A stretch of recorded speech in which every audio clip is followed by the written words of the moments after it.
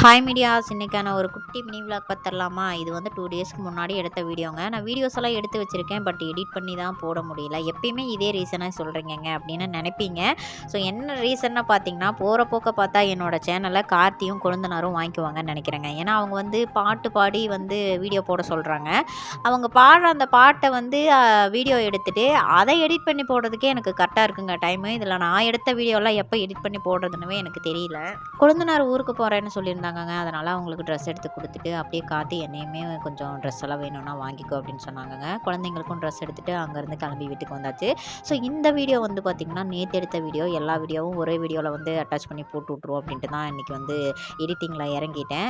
வீட்டெல்லாம் கொஞ்சம் க்ளீன் பண்ணலாம் அப்படின்னு சொல்லிட்டு குழந்தனாரை வந்து பார்த்திங்கன்னா கீழே இருக்க வெட்டு தூக்கி மேலே கட்டில் அரேஞ்ச் பண்ணி கொடுறா அப்படின்னு சொல்லி கேட்டேன்.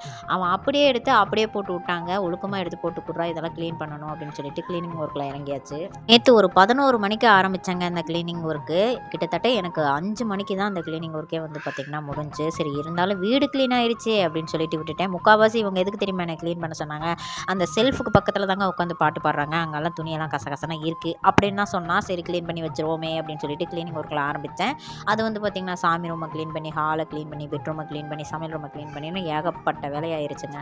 திங்கட்கிழமையும் செவ்வாய்க்கிழமையும் சரியான வேலைங்க. வீட்லேயும் சரி வெளியே போக வேண்டிய வேலையும் இருந்துச்சு. அதனாலவே வந்து பார்த்திங்கன்னா 2 டேஸாக நம்மளோட பிஸ்னஸுக்கும் லீவ் விட்டாச்சு. இன்றைக்கும் கொஞ்சம் வேலை இருந்துச்சுங்க. குளுக்கோஸ் போடணும் அப்படின்னு சொல்லிட்டு கார்த்தி சாப்பிட்டு ஹாஸ்பிட்டல் கிளம்ப சொன்னான். கிளம்பிட்டோம். அங்கே போய் குளுக்கோஸ் போட்டுட்டு இருக்கும்போதே தங்கச்சி வீட்டுக்கு வந்துட்டுருக்கிறேன் அப்படின்னு சொல்லி கால் பண்ணாலாம். நான் இந்த மாதிரி ஹாஸ்பிட்டலில் இருக்கேன்னு சொல்லிடவும் அப்படியே ஹாஸ்பிட்டலுக்கு வந்துட்டு அப்படியே நம்மளை அங்கேருந்து வீட்டுக்கு கூட்டிகிட்டு வந்துட்டா. வர வழியிலே வந்து பார்த்திங்கன்னா டீயும் அது கூடவே வடையும் வாங்கிட்டு வந்து உட்காந்து சாப்பிட்டாச்சு. வீடியோ ரொம்ப லென்த்தாக போயிட்டுருக்குன்னு நினைக்கிறேங்க. அடுத்து என்ன ஆச்சு அப்படிங்கிறத அடுத்த மினி விளாகில் ஷேர் பண்ணுறேன். இந்த மினி விளாக் பிடிச்சிருந்தா மறக்காமல் லைக் பண்ணிவிட்டு நம்மளோட சேனலை சப்ஸ்கிரைப் பண்ணி சப்போர்ட் பண்ணுங்கள் மீடியாஸ். தேங்க்யூ ஃபார் வாட்சிங்.